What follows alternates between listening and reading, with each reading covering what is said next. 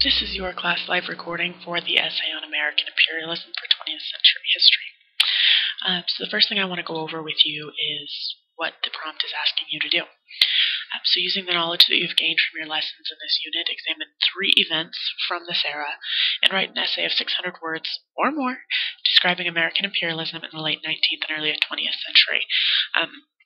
Your lesson does include links to several possible topics. I'm going to go over some of them here with you today, but definitely go back through your lessons and find some good information because there is a lot of really excellent stuff included there. So some things to be talking about when you're talking about American imperialism is the Spanish-American War. Specifically, think the overthrow in Cuba and Spain's massive defeat at the hands of the U.S. Navy in the Philippines. And really, this was kind of the United States' first successful foray into a foreign war with the Spanish-American War, where we really kind of gave the Spaniards a very sound thrashing and really kind of became a world power. So this was kind of our first taste of real kind of nice imperialist abilities in influencing Cuba and the Philippines. As a result of the Spanish-American War, the U.S. did take over the Philippines, which led to the Philippine Insurrection. This is also sometimes called the American-Philippine War. Really, this was the U.S. trying to assert its will in the Philippines and the Filipinos fighting against that, fighting for freedom. If you're familiar with Spanish background in the Philippines or familiar with Noli Me Tangere, which was written by Jose Rizal, there is a lot of background in the Philippines wanting freedom from Spanish rule and not being able to get it. And so really going from being a Spanish colony to basically becoming an American colony was not something the Filipinos were okay with. The building of the Panama Canal really, I kind of classify here as American meddling because, attempts had been made at building the Panama Canal for several years before the United States took it over, and we actually ended up meddling in Central American politics in order to create the Panama Canal Zone and in order to create the country of Panama. So there was a lot of meddling happening by the U.S. in affairs to get our way and to get the Panama Canal built. And so that's going to be an excellent topic for you to be writing about for imperialism. We also have the Roosevelt Corollary, which was kind of the new Monroe Doctrine. Now, if you recall, the Monroe Doctrine was all about keeping Europe out of the Western Hemisphere, and Roosevelt really reinforced this kind of, walk softly and carry a big stick type mentality that Europeans needed to stay out of Central and South America, and that should be the U.S.'s sphere of influence. And so the Roosevelt Corollary really played into that mentality and kind of became the new U.S. official policy on that. We have dollar diplomacy, which played out a lot in Asia and Central and South America, where basically it's cash for access. We're going to back foreign loans in order to have access to their markets. And this was really a lot about kind of how the U.S. has gotten a bad name now in foreign affairs, is that, well, we have so much money, we'll just throw it at you until you give us what we want. And so this is kind of the beginning of that concept of dollar diplomacy. And finally, we have the open door policy. This has to do with China and Japan. We sent Commodore Matthew Perry to Japan and really forced them to open up to us. When you have this massive fleet show up on the Japanese harbors, and Japan had been isolated for, I believe, 100 years or more.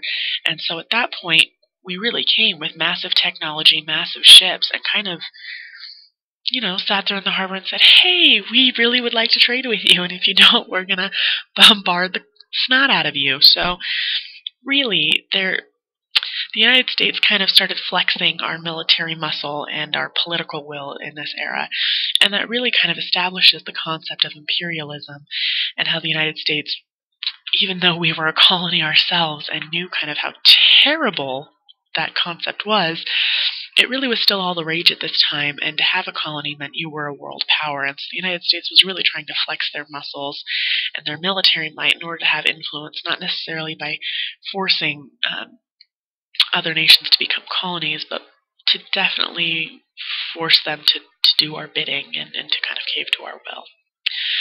So the way you're going to write this essay, this is just a brief outline of your 5-body paragraph, which I do expect this to be a 5-paragraph essay. Your introduction, I always recommend starting with history and background. You can talk about Roosevelt here, you can talk about the history of the Monroe Doctrine, you can talk about the changing global atmosphere in the 1900s. All of these are great opportunities to talk about good historical background. Since this is a historical essay, it makes sense to provide some background.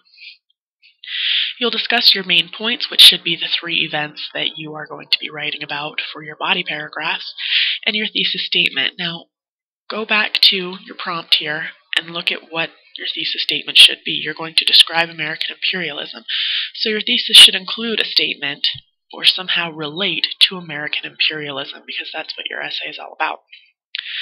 Your body paragraphs should be very similar. You'll have your topic sentence, which will say something about one of the topics you're going to be talking about. If you're going to talk about how dollar diplomacy was really, one of the first establishments of cash for access in the United States, that's your topic sentence. You're going to provide evidence. This can come from your Odyssey Ware courses. This can come from research conducted. However, if you are going to conduct outside research, then you do need to cite your sources, please, and thank you. Always explain your evidence. You can't just say that the United States sent $40 million to Asia in order for access. Explain what that means. Why is that important? If we sent $40 million to Asian countries or to back loans for Asian countries, why is that significant? What does it matter? So you need to explain your evidence and always tie it back to your thesis. So if that was the case, that we sent that kind of money to Asian countries to make sure we could access their markets and their foreign goods, that ties into American imperialism, because again, for the first time, we're really sort of flexing our muscles to have access to these markets, to sell our wares and access the wares that they have at affordable prices. So always tie things back to your thesis. So every one of your body paragraphs should go back to establishing American imperialism. And that's how your body paragraphs are going to go. I recommend that you repeat at least 2 pieces of evidence. So topic sentence, evidence, explanation, tie back to thesis. Evidence, explanation, tie back to thesis is what I'm going to look for here. When you finally get to your conclusion, restate your main points, summarize what you've said, restate your thesis, and tie it back to your intro. This paragraph is very similar to your introductory paragraph. They shouldn't be the exact same, but there should definitely be a relation between the 2 of them. And remember, just as your introduction was kind of providing us with an overview, your conclusion is going to provide us with a nice closing and summary of what you've talked about. So I've got a few do's and don'ts for you that I really want to go over and I think is really integral to a quality essay. Your do reread for clarity. I highly recommend rereading your essay out loud after you have completed it. This is going to help you pick up any silly grammatical things, singulars or plurals or shifting tenses where they shouldn't be. Reading out loud makes you slow down, makes you listen to what you're saying, and when you hear it out loud versus rereading it in your head, you definitely catch a lot more of that. Don't assume that one draft is going to be perfect. I often reassign with recommendations and suggestions, so don't be upset if you get a reassigned essay with recommendations for that essay. Do explain and give relevant evidence. It would be rather silly if you included evidence about,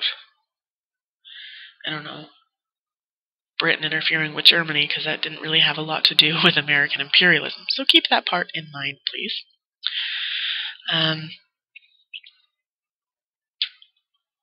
Don't use personal pronouns or talk about your essay as an entity. Nothing breaks my heart more than when I read an essay and in the introduction the person says, in my essay, I'm going to talk about... No, don't do it.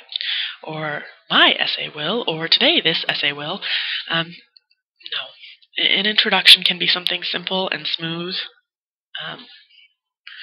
You shouldn't talk about your essay as an entity or even in your conclusion say, my essay did, just don't do it.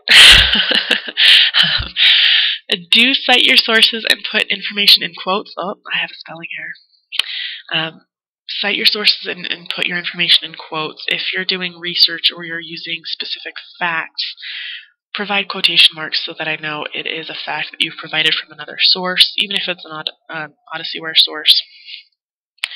Make sure you go ahead and use it that way.